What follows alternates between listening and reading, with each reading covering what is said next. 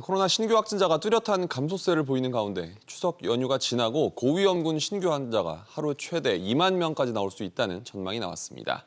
이런 가운데 정부는 입국 전 코로나 검사를 폐지하는 방안을 검토하고 있습니다. 임조윤 기자. 예. 우선 추석 연휴 이후에 위중증 환자 어느 정도까지 늘어날 수 있다는 겁니까? 그러니까 오늘 정기석 국가감염병 자문위원장이 브리핑에서 한 얘기는 60대 이상 고위험군이 하루 최대 2만 명 수준까지 발생할 수 있다라는 얘기를 한 겁니다. 그래서 네. 말씀하신 대로 지금 2만 명이라는 숫자가 나왔기 때문에 좀 약간 화들짝 놀라실 수 있을 것 같은데요. 통상 연휴가 끝나면 이렇게 환자가 증가하는 추세를 봤을 때 이렇다라는 거고요. 그렇기 때문에 고위험군에 대한 신속한 검사와 먹는 치료 처방을 위한 대책을 마련 중이다. 이렇게 얘기를 했으니까 아마 다음 주 정도에 추석 때 맞는 그런 이제 방역 대책 나올 텐데 그 내용에 이제 포함이 되지 않겠나 싶습니다. 네. 추석 때 또 해외여행 가시는 분들도 많은데 그러겠죠. 정부가 입국 전 코로나 검사 폐지할 수도 있는 겁니까? 이거에 대해서 정부에서 고민을 많이 하는 것 같습니다. 일단 정부의 공식 입장은 현재 의견 수렴 중이다 이 정도로 좀 나오고 있고요. 네. 이렇게만 보시면 폐지보다는 유지하는 거 아니냐는 쪽으로 들으실 수 있는데 사실 정부의 속내가 좀 복잡합니다. 그 이유가 일단 일본이 다음 달부터 입국 전 검사를 폐지하기로 했거든요. 이제 OECD 회원국 가운데 우리나라만 입국 전 검사를 하는 나라가 됐으니 당연히 정부 부담이 커질 수밖에 없습니다. 네. 여기에 코로나로 힘든 시기를 보내온 여행 관광업계가 계속해서 좀 풀어달라 요청을 하고 있는 것도 이제 더 모른 척하기 힘든 상황이 좀 됐고요.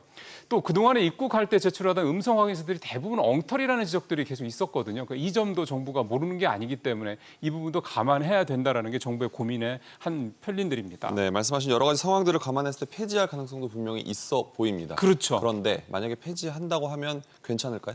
그러니까 이 폐지 문제와 관련해서 하나 표를 보여드릴 게 이제 해외 유입 확진자들 상황입니다. 좀 표에서 보시는 것처럼 지난 18일에 633명을 찍고 그 이후에 좀 계속해서 좀 하향 추세를 보이긴 하는데 네. 마지막에 노란 그 마지막 숫자, 그러니까 오늘 수치죠. 보시는 것처럼 오늘도 300명이 넘는 그런 해외 유입 확진자가 나왔거든요. 이런 상황이긴 한데 입국 전 검사에 대한 실효성이 떨어졌다. 앞에서 말씀드렸지 않습니까? 그렇기 때문에 다른 대안이 필요하다는 지적이 나오고 있습니다. 들어보시겠습니다. 네. 바로 국방에서 검체 채취하는 거 그다지 어렵지 않거든요. 임시선별 검사 같은 걸 만들면 되는 거예요.